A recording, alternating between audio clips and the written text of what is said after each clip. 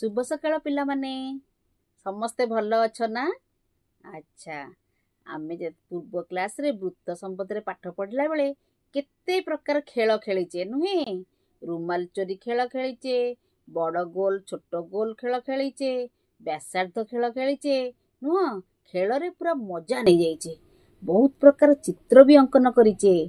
मु पूर्व क्लास रे देइतिली तुमे माने वृत्त विभिन्न प्रकार वृत्त चित्र अंकन करिवो, पट्टारे तैयारी करिवो। आउ ता देरे विभिन्न प्रकार पर्वपर्वाणी हो किंबा यात्रा हो जे कोनस तम मन को जहा भल लागे विभिन्न चित्र अंकन करिवो नुहे। अरे बा केडे सुंदर सुंदर चित्र सब अंकन करिचो। एई देखिलो एई सीमा करिची। एई चित्रटी गोल वृत्ताकार चित्रटीए। आउ ये वृत्ताकार चित्र भितरे देखिलो से गोटे सुंदर राखी चित्रटी करिची। आउ देखिलो एठी मामा करिची आउ गोटे वृत्तर चित्र। ए वृत्त चित्र भितरे सी गणेशंकर मूर्ति तैयारी करिची, चित्रटी तैयारी करिची नुह। एमती बहुत सुंदर सुंदर चित्र सब तुमे तैयारी करिच ना।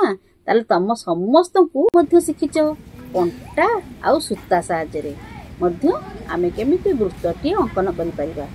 अच्छा केवल कोन आमे एई दुईटी साहाय्य रे वृत्त अंकन करि परिबा ना आउ किछि उपाय अछि? तुम माने जानिच कि आउ किपरि आमे वृत्त अंकन करि परिबा?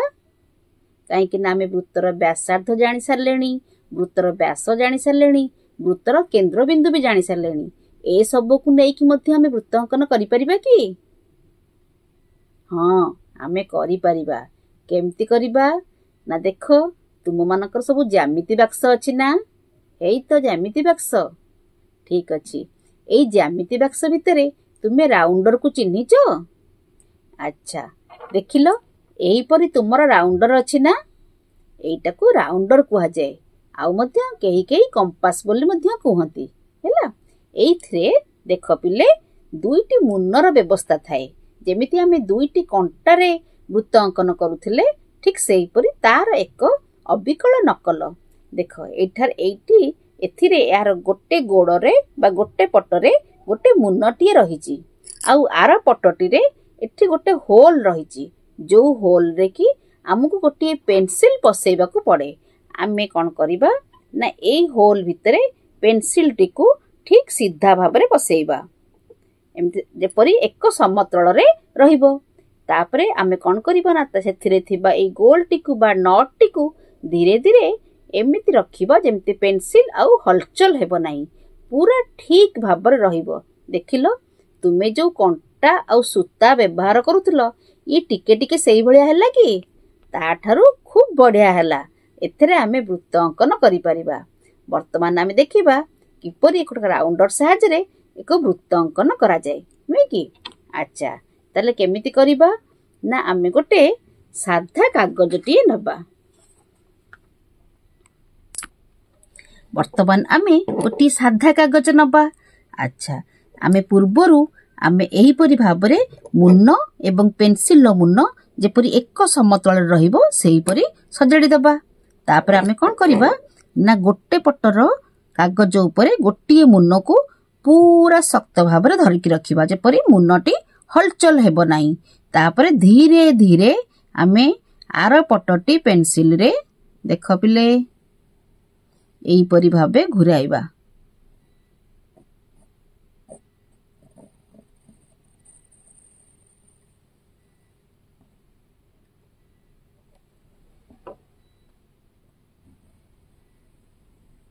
देखिल पिले वर्तमान एइटी को आस्ते किना टेकाठी दबा। देख पिले एइटा गोटे वृत्तर क्षेत्र हैला ना। आ जोठी रहिथिला मुन्नटी सेटा होची वृत्तर केंद्र बिंदु। जदि आमे एई केंद्र बिंदु रु एई वृत्त को वृत्तर जे कोनोसी गोटे वृत्त उपरस्थ बिंदु नेबा एवं ए केंद्र बिंदु आ वृत्त उपरिस्थ एक बिंदु को जोग करिबा ताले एइटा हबो वृत्तर व्यासार्ध। आ ठीक जदि आमे एई वृत्तरु एई केंद्र बिंदु मध्य देई सीधा भाबरे गार टाणीबा वृत्त उपरिस्थ आ गोटे बिंदु पाखकु ताले एटा हेबो वृत्तर व्यास। ताले एई व्यासटी दुईटी व्यासार्धर समष्टि हे गला। एटा गोटे व्यासार्ध आउ एटा गोटे व्यासार्ध। ताले एई व्यासटी दुईटी व्यासार्धर समष्टि हैला बा व्यास व्यासार्धर 2 गुण हैला। अच्छा वर्तमान आमे एटा आमे मन इच्छा गोटे वृत्त अंकन कले किंतु आ परे आमे नबा 5 सेंटीमीटर व्यासार्ध विशिष्ट एक वृत्त अंकन करिबा। ताहले केमिति करिबा एक निर्दिष्ट वृत्त जते बेले अंकन करिबा केमिति करिबा ना आमे कोन करिबा एटी स्केल रो सहाय्य नबा। आमे शून्य पाखरे गोटे मुन रखिबा। वर्तमान आमे ताले कोन करिबा ना ए स्केल रो जोठी शून्य सेठी आमे गोटे बिंदु रखिबा। कंटाटी को रखिले आरटी को आमे नट सहायरे 5 सेंटीमीटर पाखु सान करिबा बड़ करिबा जोठी 5 सेंटीमीटर अछि सेठी आमे पेंसिल रो मुनटी को रखिबा। देखिलो पिले ठीक रहिला ना। अच्छा वर्तमान आमे स्केल टी को काढी दवा। एटा वर्तमान आमे 5 सेंटीमीटर रो राउंडर टी को धीरे धीरे बुलेइबा।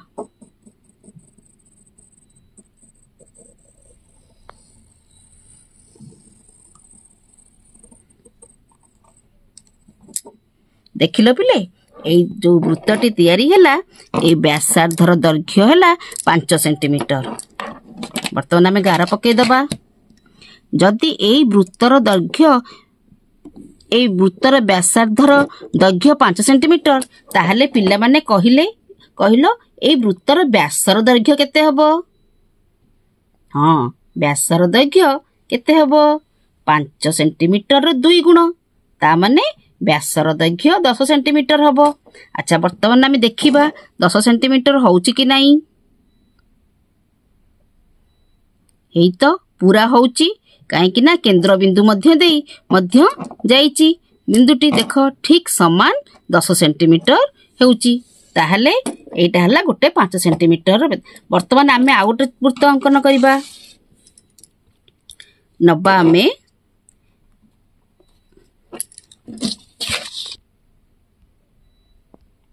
आउ गोटे वृत्त अंकन करिबा जहार व्यासार्धर दैर्घ्य 6 सेंटीमीटर। ताहले कोन करिबा ठीक सेमती आमे कोन करिबा ना आगो 6 सेंटीमीटर पाखरे मुन रखिबा। देखो पिले एटा 6 सेंटीमीटर रे मुन रहिला आउ पेंसिल को शून्य पाखरे रखिबा। दरकार पड़िले आकु आमे कमेई परिबा बढ़ाई परिबा जेमिति ठीक पेंसिल रो मुन शून्य आउ गोटे मुन जेमिति 6 सेंटीमीटर रे रहुथबो सेही परि भाबरे सेटिंग करिबा। तापरे स्केल काढी दबा। वर्तमान मुनटी को चापी के धरिबा। धरिला परे देखो धीरे धीरे बुलेइबा।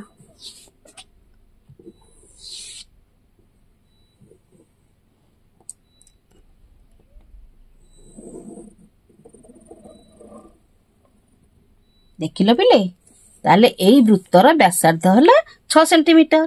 ताले आर व्यास केते हबो ना 6 दुगुणे 12 सेंटीमीटर।